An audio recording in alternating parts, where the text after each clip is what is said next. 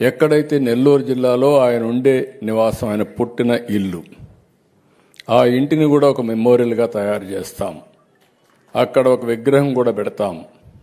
ఆయన ప్రారంభించిన ఒక హాస్పిటల్ని పూర్తిగా అభివృద్ధి చేసి ఆ ప్రాంత ప్రజలకు వైద్య సేవలు అందించే విధంగా ఆ కార్యక్రమాన్ని కూడా చేపడతామని చెప్పి కూడా కుటుంబ సభ్యులకి మీకు అందరికీ విజ్ఞప్తి చేస్తున్నా.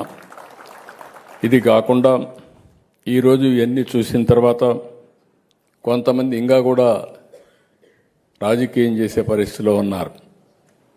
నేను చెప్పిన తర్వాత మీ అందరూ రాష్ట్రంలో గుర్తుపెట్టుకోవాల్సింది, దీనికంటే మెరుగైన రోజు లేదు, సరైన రోజు లేదు.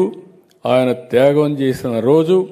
అందుకే రేపు రాబోయే రోజుల్లో కూడా ఆ స్టాచ్యూ పేరు కూడా పొట్టి శ్రీరాములు స్టాచ్యూ కాదు, స్టాచ్యూ ఆఫ్ సాక్రిఫైస్. త్యాగానికి గుర్తుండాలి, ఆ రోజు గుర్తుండాలి. శాశ్వతంగా అలాంటి మహనీయులు గుర్తుంటే రేపు రాబోయే రోజుల్లో అందరిలో కూడా అలాంటి ఒక స్ఫూర్తి వస్తుంది.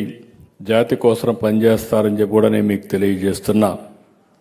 ఈరోజు మనం ఒకసారి చూసినప్పుడు ఆంధ్రప్రదేశ్ రాష్ట్రం, ఎంతోమంది మేధావులు ఈ రాష్ట్రానికి వని తీసుకొచ్చారు.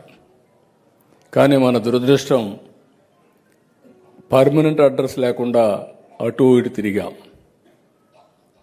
మెడ్రాస్లో కొన్ని రోజులు, ఆ తర్వాత కర్నూలులో కొన్ని రోజులు, తర్వాత హైదరాబాద్లో నేనే అభివృద్ధి చేశా.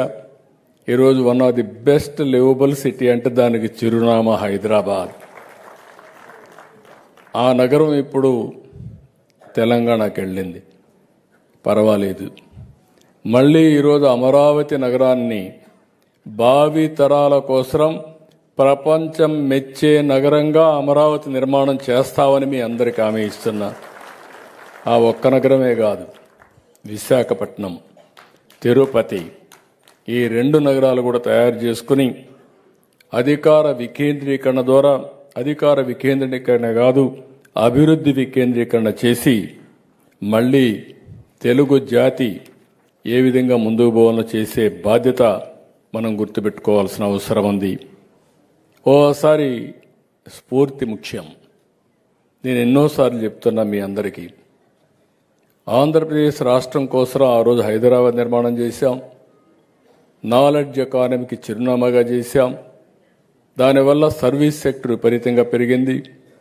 ఇప్పుడు కొత్తగా మన రాష్ట్రంలో మీరు చూస్తే మళ్ళీ దాన్ని నెక్స్ట్ లెవెల్ తీసుకుపోవడానికి వర్కౌట్ చేస్తున్నాం.